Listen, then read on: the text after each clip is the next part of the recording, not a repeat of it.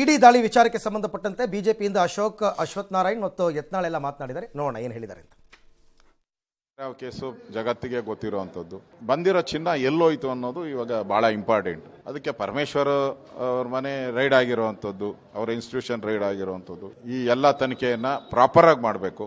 ಯಾರ್ಯಾರು ತಪ್ಪಿತಸ್ಥಿದ್ದಾರೋ ಅದನ್ನ ಅವ್ರಿಗೆ ಶಿಕ್ಷೆ ಆಗಬೇಕು. ಈಗ ಮೊದಲ ಸಚಿವರದು ಆಗಿದೆ, ಇನ್ಯಾರ್ಯಾರು ಇದ್ದಾರೋ ಇನ್ನಷ್ಟು ಜನದ್ದು ಗೃಹ ಸಚಿವರು ಭಾಗಿಗಳಾಗಿದ್ದಾರೆ ಅನ್ನೋ ಎಲ್ಲ ಒಂದ್ ಕಡೆ ಅವ್ರ ಕಡೆ ಆಪಾದನೆ ಎಲ್ಲಾ ಕಡೆಯಿಂದನೂ ಕೇಳಿ ಬರ್ತಿತ್ತು. ತನಿಖೆ ಆಗ್ತಿದೆ, ಯಾರು ತಪ್ಪು ಮಾಡಿದ್ದಾರೆ ಆಪಾದಿತರು ಅವ್ರಿಗೆ. ಇನ್ನೂ 2-3 ಮಂದಿ ಮಂತ್ರಿಗಳು ಅದಾರ ಅದ್ರೊಳಗೆ. ಈಗ ಅವ್ರವ್ರದ್ದು ರೇಟ್ ಆದಾಗ ಗುರ್ತಾಗ್ತೈತಿ. ಇವರು ಹೊತ್ತೇನು ರಾಜಕೀಯ. ಈ ರನ್ಯಾರಾವ್ ಪ್ರಕರಣ ಆದಾಗ ಸರ್, ವಿಧಾನಸೌಧದಲ್ಲೆಲ್ಲ ಒಂದು 3-4 ಜನ ಮಂತ್ರಿಗಳಿದ್ದಾರೆ ಅಂತ ಅಂದ್ಬಿಟ್ಟೆಲ್ಲ ಬರ್ತಿತ್ತಲ್ಲ ಸರ್ ಮಾತುಗಳು. ಈಗೇನೋ ಇದಕ್ಕೆ ಲಿಂಕ್ ಮಾಡೋ ರೀತಿನಲ್ಲಿ ಕಾಣ್ತಾ ಇದೆಯಾ ಅಂತ ಅಂದ್ಬಿಟ್ಟು. ಯಾರು ಎಲ್ಲಿಗೆ ಬೇಕಾದ್ರೂ ಏನನ್ನು ಬೇಕಾದ್ರೂ ಲಿಂಕ್ ಮಾಡ್ಬೋದ್ರಪ್ಪ, but somebody will have to prove it. Ultimately ಅಲ್ಲಿ ತಾನೇ ಇರೋದೆಲ್ಲ. ಯಾರ ಮೇಲೆ ಏನು ಬೇಕಾದ್ರೂ ಹೇಳ್ಬೋದು. ಬಟ್ ಇದರಲ್ಲಿ ಒಂದು ಹೇಳ್ತಾರಲ್ಲ ಸರ್, 40 ಲಕ್ಷ ರೂಪಾಯಿ ಒಂದು ಎಜುಕೇಶನ್ ಟ್ರಸ್ಟಿಗೆ ಕೊಟ್ಟಿದ್ದಾರೆ. ಯಾವುದು ಇಡಿ ಪ್ರೆಸ್ ನೋಟ್ 40 ಲಕ್ಷ ರೂಪಾಯಿ ಕೊಟ್ಟಿದ್ದಾರೆ ಅಂತ ಹೇಳಿ. ಸರ್ ಅವರು ಯಾವುದೋ ಎಜುಕೇಶನ್ ಟ್ರಸ್ಟ್ ಕ್ರೆಡಿಟ್ ಯಾರು ಅಂತ ಗೊತ್ತಿಲ್ಲ. ನೀವ್ ಅನ್ಕೋತಿರೋದು ಪರಮೇಶ್ವರ್ ಟ್ರಸ್ಟ್ ಅದು ಅಂತ ಈಗೆಲ್ಲ ಸುದ್ದಿ assumed. Okay, Ranya Rao credit card bill 40 ಲಕ್ಷ ರೂಪಾಯಿ ಪೇ ಮಾಡಿದೆ ಇನ್ಫ್ಲೂಯೆನ್ಷಿಯಲ್ ಇಂಡಿವಿಜುವಲಿನ ಆದೇಶದ ಮೇರೆಗೆ ಅಂತ ಇದೆ. ಹೌದು sir. No supporting vouchers or documentations were found ಅಂತ ಇದೆ. ಹೌದು. ಹಂಗಿದ್ದಂಗೆ ನಾನು ಏನ್ ಮಾಡ್ಲಿ, ಇದನ್ನ ಹಿಡ್ಕೊಂಡು ಹಾಕೊಂಡು ನೆಕ್ಲಾ ಅಲ್ಲ, ಕ್ರೆಡಿಟ್ ಕಾರ್ಡ್ ಬಿಲ್ ಅಂತ number 1 number 2 credit card bill pay ಆಗಿದೆ ಅಂತ ಇಟ್ಕೊಳ್ಳೋಣ. ಏನ್ ಕ್ರೈಮ್ ಏನದ್ರಲ್ಲಿ? ಓಕೆ, ಏನ್ ಕ್ರೈಮು? ಒಂದು ಎಜುಕೇಶನ್ ಟ್ರಸ್ಟ್ ಹಂಗೆ ಪೇ ಮಾಡಬಹುದು. ಅರೆ ಅದು ಯಾವ್ದಕ್ಕೆ ಪೇ ಮಾಡಿದಾರೆ ಅಂತ ನಿಮ್ಗೇನ್ರಿ ಗೊತ್ತು? ಅವ್ರನ್ನ ಅಂಬಾಸಿಡರ್ ಆಗಿ ಯೂಸ್ ಮಾಡಿದ್ದಾರೆ ಅಂತ ಆದ್ರೆ ಏನ್ರಿ ಮಾಡ್ತೀನಿ ನಾಳೆ? ಎಕ್ಸಾಕ್ಟ್ಲಿ, ಪ್ರಮೋಷನ್ಗೆ. ಹಾ, ಒಳ್ಳೆ ಕಥೆ ಆಯ್ತಲ್ಲ ನಿಮ್ದು. ನಂಗೆ ಗೊತ್ತಿಲ್ಲ, I have no idea. But what is the crime? ನನಗೇನು ಅರ್ಥ ಆಗ್ತಿಲ್ಲ ಇದು. ಸಿ, ಆಕೆ ಪ್ರಕರಣ ಬೇರೆ.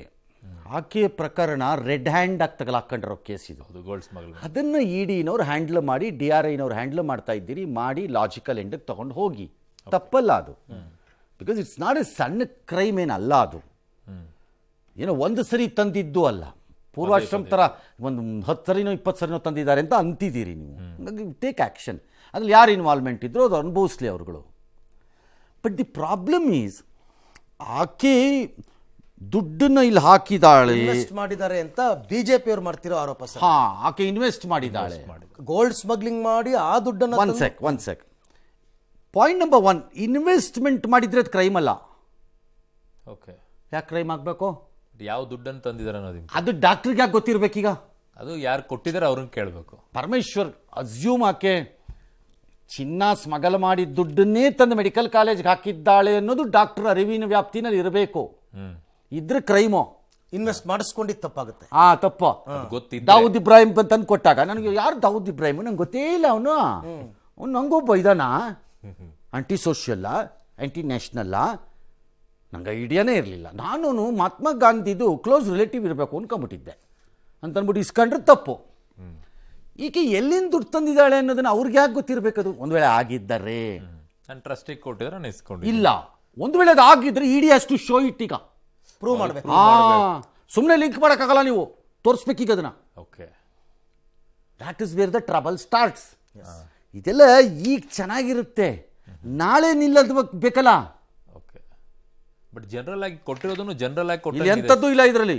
ಸುಮ್ಮನೆ ಜನರಲ್ ಇದರಲ್ಲಿ ಏನೂ ಇಲ್ಲ. ಇದರಲ್ಲಿ ಒಂದು ಕಾಲಾಣಿ ಲಾಭ ಆಗ್ಬೋದಾದಂಥದ್ದು ಇಲ್ಲ ಇದರಲ್ಲಿ. ಈ ತಿಪ್ಪೆ ಸಾರಿಸೋದು ಅಂತಾರಲ್ಲ, ಆ ಥರದ ಹಂಗೆ ಇದೆ ಇದು. ಮಾಹಿತಿ ಹಾಕಿದ್ದಾರೆ. This looks like A publicity pamphlet. ಹಂಗೆ ಕಾಣಿಸ್ತಿದೆ ಇದು ಸದ್ಯಕ್ಕೆ. ನಂಗೆ ಗೊತ್ತಿಲ್ಲ ಇದು ಅವರೇ ರಿಲೀಸ್ ಮಾಡಿದಾರೋ ಇಲ್ವೋ ಇಡಿನವರಿದು, ಐಡಿಯಾ ಇಲ್ಲ ನನಗೆ. ಹಾಗಾಗಿ ಇದಷ್ಟು ಸುಲಭ ಅಲ್ಲ ನೀವು ಮಾಡೋದು. ಇನ್ವೆಸ್ಟ್ಮೆಂಟ್ ಆಗಿದ್ರೆ ಆಗಿರಬಹುದು. ಎರಡನೇದು, ನನಗೂ ಗೊತ್ತಿರೋದು ಹೇಳ್ತೀನಿ, may be I am wrong, ನಾನು ತಪ್ಪಿರ್ಬೋದು. ಯಾವುದು ಸರ್? ರೀ, ಒಂದು ಗೋಲ್ಡನ್ ಒಂದು ಹೆಣ್ಣು ಮಗಳ ಹತ್ರ ಸ್ಮಗಲ್ ಮಾಡಿಸಿ ಅದರಲ್ಲಿ ಬರೋ ದುಡ್ಡನ್ನು ತಗೊಂಡೋಗಿ ಒಂದು ಮೆಡಿಕಲ್ ಕಾಲೇಜ್ಗೆ ಹಾಕ್ಸೋ ಅಷ್ಟು ದಾರಿದ್ರ ಪರಮೇಶ್ವರಿಗೆ ಬಂದಿದೆ ಅಂತ ನಾನು ಅನ್ಕೊಂಡಿಲ್ರಿ. ಅಷ್ಟು ಇದಕ್ಕೆ ಹೋಗಿಲ್ಲ ಇನ್ನು. ನಾನೇನು ಅನ್ಕೊಂಡಿಲ್ರಿ ಅದನ್ನು. ಐ ಡೋಂಟ್ ಬಿಲೀವ್ ಇಟ್ ಅಪ್ಪ. If it is true and if ED can prove it, ನನ್ನಂಥ ಆಶ್ಚರ್ಯಕ್ಕೆ ಸರ್ಪ್ರೈಸ್ಗೆ ಒಳಗಾಗೋ ವ್ಯಕ್ತಿ ಇನ್ನೊಬ್ಬ ಇಲ್ವೇನೋ ಹಂಗಾರೆ. ಕರೆಕ್ಟ್. ಬಟ್ ಅಂತ ಮೂರ್ಖತನದ ಕೆಲಸ ಮಾಡುವ ಮೂರ್ಖತನ ಅಲ್ಲ, ಅದು ದಾರಿದ್ರ್ಯ ಇಲ್ಲ ಅಂತ ಇಲ್ಲ. ನಾನು ಹೇಳೋದು ಇಲ್ಲ ಅವ್ರಿಗೆ. ಕರೆಕ್ಟ್. ಹೌದು. ಅಂತ ನನ್ನ ಅಭಿಪ್ರಾಯಪ್ಪ. ಗೊತ್ತಿಲ್ಲ, ತಪ್ಪು ಮಾಡಿದ್ರೆ ಅನುಭವಿಸ್ತಾರೆ, ಉತ್ತರ ಕೊಡ್ತಾರೆ. ಎಸ್. ಇನ್ನು ಪರಮೇಶ್ವರ್ ಮೇಲಿನ ಇಡಿ ದಾಳಿಯನ್ನ ರಾಜ್ಯ ಕಾಂಗ್ರೆಸ್ ಉಸ್ತುವಾರಿ ಸುರ್ಜೇವಾಲಾ ಅವರು ಟ್ವಿಟರ್ನಲ್ಲಿ ಖಂಡಿಸಿದ್ದಾರೆ. ಟ್ವಿಟರ್ ಇಲ್ರಿ, ಎಕ್ಸ್ ರೀ, ಅದು ಎಕ್ಸ್ ನಲ್ಲಿ ಖಂಡಿಸಿದ್ದಾರೆ. ಅಂದ್ರೆ ಎಸ್ಸಿ ಸಮುದಾಯದ ಎತ್ತರದ ನಾಯಕರಲ್ಲಿ ಪರಮೇಶ್ವರ್ ಅವರೊಬ್ಬರು. SC ST OBC ಸಮುದಾಯದ ನಾಯಕರ ಮೇಲೆ ನಿರಂತರ ದಾಳಿ ಮಾಡೋದು ರೂಢಿಯಾಗಿ ಹೋಗಿದೆ. ಪರಮೇಶ್ವರ್ ವಿರುದ್ಧ ಸೇಡು ತೀರಿಸಿಕೊಳ್ಳೋದು ದುಷ್ಟ ಸಂಚಿನ ಭಾಗ. ಬಿಜೆಪಿಯ ಭ್ರಷ್ಟಾಚಾರದ ಬಗ್ಗೆ ಪರಮೇಶ್ವರ್ ಹಲವು ತನಿಖೆಗೆ ಆದೇಶಿಸಿದ್ದು ಗೃಹ ಇಲಾಖೆ ತನಿಖೆ ಮಾಡ್ತಾ ಇದೆ. ಹಾಗಾಗಿ ಇಡಿ ದಾಳಿ ಮೂಲಕ ಹಿಂದಿನ ಬಿಜೆಪಿ ಸರ್ಕಾರದ ಭ್ರಷ್ಟಾಚಾರವನ್ನು ಮುಚ್ಚಾಕೋ ಪ್ರಯತ್ನ ಮಾಡಿದ್ದಾರೆ ಅಂತ ಸುರ್ಜೇವಾಲಾ ಅವರು ಎಕ್ಸ್ನಲ್ಲಿ ಹೇಳ್ಕೊಂಡಿದ್ದಾರೆ. ಇದಕ್ಕೆ CM ಸಿದ್ದರಾಮಯ್ಯ ಕೂಡ ಧ್ವನಿಗೂಡಿಸಿದ್ದಾರೆ. ಪರಮೇಶ್ವರ್ ಅವರು ಗೃಹ ಮಂತ್ರಿಗಳು, ಅವರು ಒಬ್ಬ ದಲಿತ ನಾಯಕರು. ಇದೆಲ್ಲ ನೋಡಿದ್ರೆ ಒಬ್ಬ ದಲಿತ ನಾಯಕರನ್ನ ಟಾರ್ಗೆಟ್ ಮಾಡಿರ್ತಕ್ಕಂಥದ್ದು. ಯಡಿಯೂರಪ್ಪ ಅವ್ರ ಗಂಭೀರತೆನೇ ಇಲ್ಲ, ಆರೋಪ ಏನ್ ಮಾಡ್ತಾರೆ? ಎಜುಕೇಶನ್ ಇನ್ಸ್ಟಿಟ್ಯೂಷನ್ಸ್ ಮೇಲೆ ಮಾಡೋಂಥದ್ದು ಏನಿದೆ, ನನಗೆ ಸರಿಯಾಗಿ ಮಾಹಿತಿ ಇಲ್ಲ. ಅದು ರಬ್ಬಿಶ್ ಅಂಡ್ ನಾನ್ಸೆನ್ಸ್. ಯಾವುದೋ ಚೀಫ್ ಮಿನಿಸ್ಟರ್ ಅಷ್ಟೇ, ಸುರ್ಜೇವಾಲಾನೂ ಅಷ್ಟೇ. ಜಾತಿ ತರೋದೇನಿದೆ? ಏನಿದೆ ಅದರಲ್ಲಿ? ಎಲ್ಲದಕ್ಕೂ ಏನಿದೆ ಅದರಲ್ಲಿ ಮಾತಾಡ್ತಾರೆ? ಹಾಗೆ ನಾನು ಹೇಳ್ತೀನಿ, ಯಡಿಯೂರಪ್ಪನವರ ಮೇಲೆ ದಾಳಿ ಮಾಡಿಸಿದ್ದೆಲ್ಲ ಸಿದ್ದರಾಮಯ್ಯನವರು ಲಿಂಗಾಯತರ ಮೇಲೆ ಮಾಡಿದ ದಾಳಿ ಹಂಗಾರೆ ಅಂತ ಹೇಳ? ಅಲ್ಲ, ಈ ತರ ಬಂದ್ರೆ ಅದಕ್ಕೆ ಮತ್ತೆ ಅಥವಾ ಇನ್ಯಾರೋ ಯಾರೋ MLA ಮೇಲೆ ಯಾರೋ ಮಾಡ್ತಿರೋದು, DK ಶಿವಕುಮಾರ್ ಮಾಡ್ತಿರೋ ಹಿಂದುಳಿದ ವರ್ಗಗಳ ಯಾವುದೋ ಜಾತಿ ಮೇಲೆ ಮಾಡ್ತಿರೋ ದಾಳಿ ಅಂತ ಅನ್ಬಿಡೋದು ಸಹಜವಾಗಿ ಬರುತ್ತೆ. ಯಾಕನ್ಬಾರ್ದು? This is rubbish. ಜಾತಿ ಅಂತ ಮೊನ್ನೆ the deputy chief minister of Madhya Pradesh ಏನೋ ಒಂದು ಸ್ಟೇಟ್ಮೆಂಟ್ ಕೊಟ್ಟಾಗ ಬಿಜೆಪಿ ಅವರು ಇದ್ದೇ ಹೇಳಿದ್ದು, ಅವ್ರು ದಲಿತ್ ಅನ್ನೋ ಕಾರಣ ನೀವು ಅಟ್ಯಾಕ್ ಮಾಡ್ತಿದ್ದೀರಿ ಅಂತ. ಆಗ ಈ ನಾನ್ಸೆನ್ಸ್ ಅಂಡ್ ರಬ್ಬಿಶ್ ಅನ್ನ ನಿಲ್ಲಿಸಿ, ನಿಮ್ದು ಹೇಸಿಗೆ ಕೆಲಸಗಳಿದ್ರೆ ಹೇಸಿಗೆ ಕೆಲಸಕ್ಕೆ ನಮ್ಮ ಹತ್ರ ಬಂದು ಹತ್ರ ಹಾಕ್ಬೇಡಿ, ಸೆಂಟ್ ಹಾಕ್ಬೇಡಿ ನೀವು. ನಾವು this is not acceptable. However if you want to challenge it, ಏನಕ್ಕೆ ಪರಮೇಶ್ವರ್ ಮೇಲಿದು ಚಾಲೆಂಜ್ ಮಾಡಿ. ದಟ್ಸ್ ನಾಟ್ ಫೇರ್, ಅನ್ಫೇರ್ ಅಲ್ಲ ಅದು. ಓಕೆ, ಅದಂತಂದು ಜಾತಿಗೆ ಲಿಂಕ್ ಮಾಡಿಬಿಡೋದು. ಹೇಗೆ ಜಾತಿಗೆ ಲಿಂಕ್? ಹಾಗಾದ್ರೆ ಈ ಜಾತಿಗಳಿಗೆ ಬರೋದ್ರಲ್ಲಿ ಯಾರ ಮೇಲೆ ಏನು ಮಾಡಂಗೇ ಇಲ್ವ ಯಾವನೂ? ಹಾಗಾದ್ರೆ ಯಾವ ಜಾತಿ ಮೇಲೆ ಮಾಡ್ಬೋದು ಹೇಳ್ರಪ್ಪ, ಹೋಗ್ಲಿ ಹಾಳಾಗೋಗ್ಲಿ. ಅದು ಯಾವ್ಯಾವ ಜಾತಿ ಮೇಲೆ FIR ಮಾಡ್ಬೋದು, ಅದು ಯಾವ್ಯಾವ ಜಾತಿ ಮೇಲೆ ರೈಡ್ ಮಾಡ್ಬೋದು, ಯಾವ್ಯಾವ ಜಾತಿನವರು ಕಚಡಗಳು ಅಥವಾ ಯೂಸ್ಲೆಸ್ ಫೆಲೋಸು ಅವ್ರ ಮೇಲೆ ಕೇಸ್ ಹಾಕ್ಬೋದು, ಅದಾರು ಹೇಳ್ಬಿಡ್ರಪ್ಪ, ಅವ್ರು ಲಿಸ್ಟ್ ಕೊಟ್ಬಿಡ್ರಪ್ಪ. ಅಂದ್ರೆ ಜಾತಿಗಳೇ ರಕ್ಷಕ ವಚನ ಸರ್. ಮತ್ತೆ ದ್ಯಾಟ್ ಇಸ್ ವೆರಿ ಅನ್ಫೇರ್. ಅದು ಅನ್ಫೇರ್ ಅದು. ಬಟ್ ನಾವು ಕೇಳ್ತಿರೋ ಪ್ರಶ್ನೆ ಡಾಕ್ಟರ್ ವಿಚಾರದಲ್ಲಿ ಏನಿದೆ, ದಟ್ ವಿಲ್ ರಿಮೈನ್. ಬಟ್ ಇಡಿ ವಿಚಾರ ಪರಮೇಶ್ವರ್ ಕೆನಾಟ್, ಇಡಿ ಹೇಳಿದ್ದೆಲ್ಲ ಸ್ಯಾಕ್ರೋಸ್ಯಾಂಟು, ಪರಮ ಪವಿತ್ರ ಅಂತ ಒಪ್ಕೋಬೇಕಾದ ಅವಶ್ಯಕತೆ ಇಲ್ಲ. Okay, unless ED comes out with a proof. Yes. ಅದವ್ರು ನೀವು ಆ ಬಿಗಿನಿಂಗ್ ಅಲ್ಲಿ ಹೇಳ್ತಾ ಇದ್ರಿ ಸರ್, ಪರಮೇಶ್ವರ್ ಅವ್ರ ನಿವಾಸ ಮತ್ತು ಕಚೇರಿ ಮೇಲೆ ಎಲ್ಲೂ ದಾಳಿ ನಡೆದಿಲ್ಲ, ಎಜುಕೇಶನ್ ಟ್ರಸ್ಟ್ ಮೇಲೆ ಆಗಿದೆ.